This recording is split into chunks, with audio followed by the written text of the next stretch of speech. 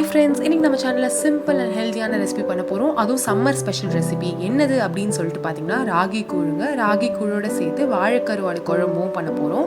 இது வந்து ட்ரெடிஷ்னல் விதத்துல எப்படி பண்றாங்க, ராகி கூழ் வந்து ட்ரெடிஷ்னலா எப்படி பண்றாங்க அப்படின்னு சொல்லிட்டு பார்க்கலாம். ஃபர்ஸ்ட் வந்து ராகி கூழ் எப்படி பண்றது அப்படின்னு சொல்லிட்டு பார்க்கலாம். அண்ட் இந்த ராகி கூழ் வந்து 3 நாள் ப்ராசஸ்ல பண்ண போறது.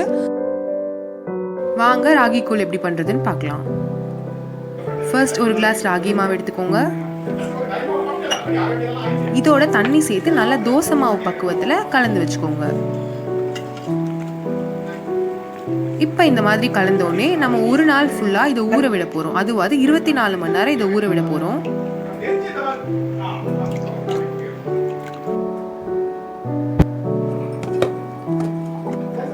இருபத்தி 4 மணி நேரம் கழிச்சு 1/4 கப் நொய்யரிசி எடுத்திருக்கேன்.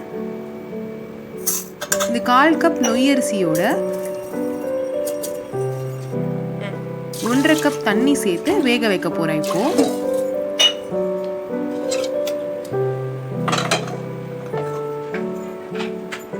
இப்போ நம்ம ஒரு விசில் வர வரைக்கும் வேக வச்சிடலாம். ஒரு விசில் வந்தோடனே 5 நிமிஷம் ஸ்லோல வச்சு வேக வைக்கலாம். இந்த 5 நிமிஷம் வேக வச்ச பிறகு இப்படி இருக்கும். இதுல வந்து நம்ம நேத்திக்கு கலந்து வச்ச ராகி மாவை ஊத்திடலாம். ஊற்றி நல்லா கலந்து விட்டுட்டுருங்க. இந்த ராகி மாவு ஊற்றின பிறகு கலர்றதை நிப்பாட்டிடாதீங்க. ஏன்னா நீங்கள் கலர்றதை நிப்பாட்டிட்டீங்க அப்படின்னா அடி பிடிக்க ஆரம்பிச்சிடும். ஸோ கலந்து விட்டுட்டே இருங்க.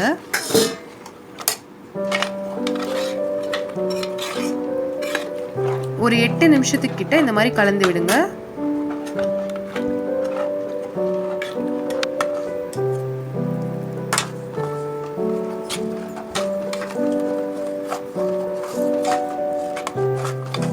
இப்போ நீங்கள் 8 நிமிஷம் கலந்து வச்சோடனே இந்த மாதிரி ஒரு பக்குவத்துக்கு வந்துடும். இப்போ இதை மறுபடியும் ஒரு 12 to 14 hours வந்து தனியாக விட்டுருங்க. இப்போ அடுத்த நாள் இதை எடுத்திருக்கேன் நான். இன்னும் இந்த பக்குவத்தில் இருக்கணும். இதை விட தயிரும் உப்பும் சேர்த்து அடித்து சேர்த்துக்கோங்க. இதை ஏன் நம்ம அடித்து சேர்க்குறோம் அப்படின்னா திரு தயிர் இருக்கக்கூடாதுன்னு. அது சேர்த்த பிறகு கொஞ்சம் வெங்காயம் சேர்த்து நல்லா கிளறி விட்டுக்கோங்க. அது எல்லாம் நல்லா ஒன்று சேரட்டும். அவ்வளோதாங்க, கூழ் ரெடி ஆயிடுச்சு. ரொம்ப ஒரு சிம்பிளான ரெசிபி. ஸோ இப்போ வந்து இதுக்கு காம்பினேஷனான வாழைக்கருவாடு குழம்பு எப்படி வைக்கிறது அப்படின்னு சொல்லிட்டு பார்க்கலாம்.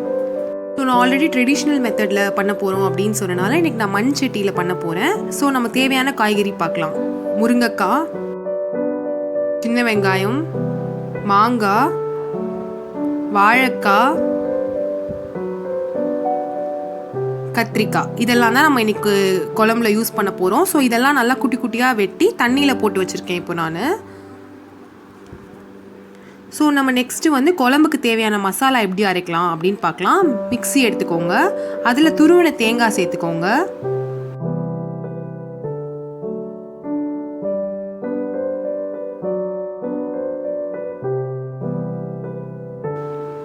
இப்போ 4 to 5 பல்லு பூண்டு சேர்த்துக்கோங்க.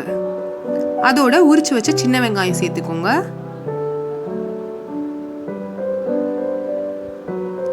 இப்போ குழம்பு மசாலா சேர்க்குறேன். இது நான் வீட்லேயே அரைச்சி வச்சுருக்கேன். என்னெல்லாம் சேர்த்து அரைச்சி வச்சுருக்கேன் அப்படின்னா மிளகாத்தூள், மஞ்சத்தூள், தனியாத்தூள் இதெல்லாம் சேர்த்து அரைச்சி வச்சுருக்க பவுடர் சேர்த்துக்கிறேன். தேவையான அளவு சேர்த்துக்கோங்க. இப்போ கொஞ்சம் ஜீரா சேர்த்துக்கோங்க. அதோட சேர்த்து காரத்துக்கு தேவையான அளவு பெப்பர் சேர்த்துக்கோங்க. இப்போ இதை லைட்டாக அரைச்சி வச்சுக்கோங்க. அதோட சேர்த்து தண்ணி கொஞ்சம் ஊற்றி இப்போ நல்லா ஃபைன் பேஸ்ட்டாக அரைச்சி வச்சுக்கோங்க. இதோ இந்த மாதிரி. இப்போ சட்டியை வந்து வச்சாச்சு. இதில் வந்து தேவையான அளவு எண்ணெய் ஊற்றலாம். ஃபஸ்ட்டு இது நல்லா சூடாகட்டும். சூடானோடனே கடுகு கொஞ்சம் சேர்த்துக்கிறேன். இது நல்லா பொரியட்டும்.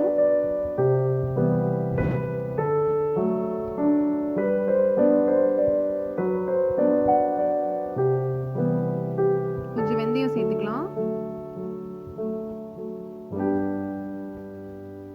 இதோட கொஞ்சம் கருவேப்பிலை சேர்த்துக்கலாம். இப்போ நம்ம வெட்டி வச்ச காய்கறி எல்லாம் இதில் சேர்த்துக்க போகிறோம்.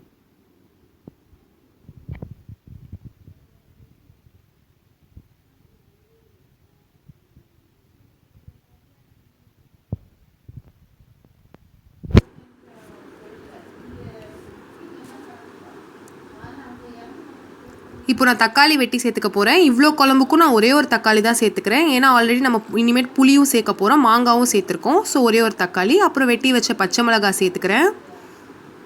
இதை நல்லா எண்ணெயில் வந்து ஃப்ரை பண்ணிக்கலாம் ஒரு 2 நிமிஷத்துக்கு. ஏன்னா நம்ம எவ்வளோக்கு அந்த எண்ணெயில் ஃப்ரை பண்ணுறோமோ அந்த அளவுக்கு குழம்பு நல்லா டேஸ்ட்டாக இருக்கும். இந்த 2 நிமிஷம் ஃப்ரை ஆகிட்டு வருது. இப்போ தேவையான அளவு உப்பு சேர்த்துக்கலாம். இப்போ நம்ம அரைச்சி வச்ச பேஸ்ட்டையும் இதோட சேர்க்குறோம்.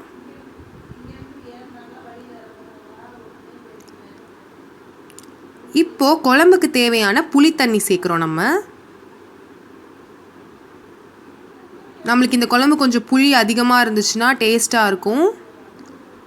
அப்புறம் இப்போ வந்து இது எல்லாமே வந்து நல்லா மிக்ஸ் ஆகிறதுக்காக ஒரு கலரும்.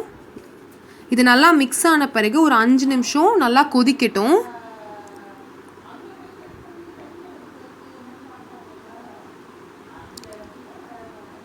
இன்னும் நல்லா கொதி வர ஆரம்பிச்சிச்சு. இப்போ வந்து நான் வாழை கருவாடை சேர்க்குறேன்.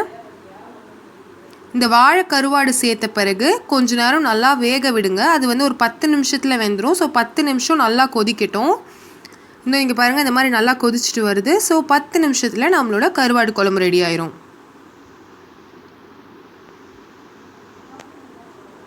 இன்னும் நம்மளோட கருவாடு குழம்பு ரெடி ஆகிடுச்சு. இப்போ வந்து இதை கூழோட நம்ம டேஸ்ட் பண்ணி பார்க்கலாம்.